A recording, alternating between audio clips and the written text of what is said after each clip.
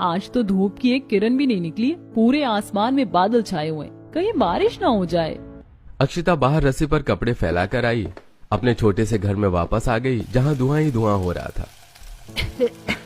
अनामिका बहू, तुझे कितनी बार बोला है तेल ज्यादा गरम करके बघार मत किया कर। माँ जी, मुझे कुछ काम याद आ गया था। पूरे घर में तेल की धसक फैल गई थी। ये देख अक्षिता को फिर से बाहर आना पड़ा। इस घर में तो एक एक दिन काटना और भी मुश्किल होता जा रहा है। हम पहले इतने छोटे से घर में गुजारा कर रहे हैं, ऊपर से माँ जी अब देवर जी की शादी करना चाहती हैं। ऐसे में तो इस घर में गुजारा करना नामुमकिन हो जाएगा।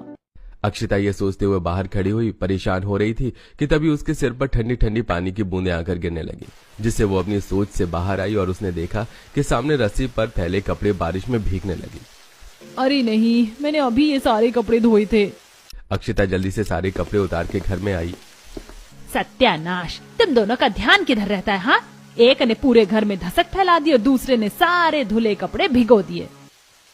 माँ जी, अचानक ही बारिश शुरू हो गई, इतने मैंने कपड़े उतारे, इतने में कपड़े गीले हो गए।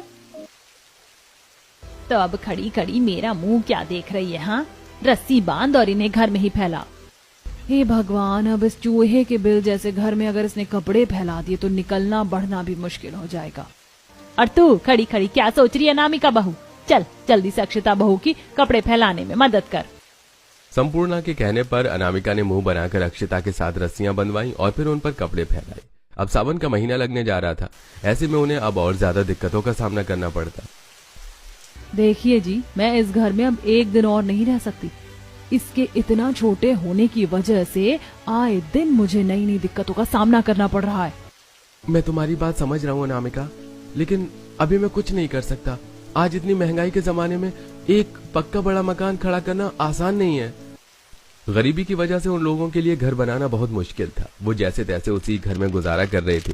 साथ ही संपूर्णा को अपने छोटे बेटे कार्तिक की शादी करने की भी जिद लगी हुई थी, लेकिन घर के छोटा होने की वजह से रिश्ते वाले मना कर देते।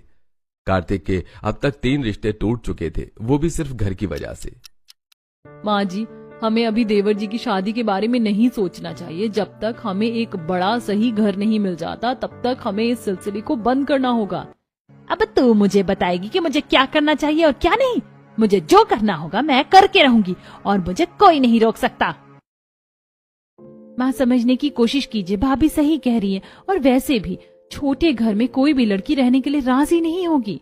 तो फिर ठीक है, मैं आज ही तेरे ससुर से हमारी पेड़ वाली पुरानी जमीन को बेचने के बारे में बात करूंगी। मुझे जल्द ही एक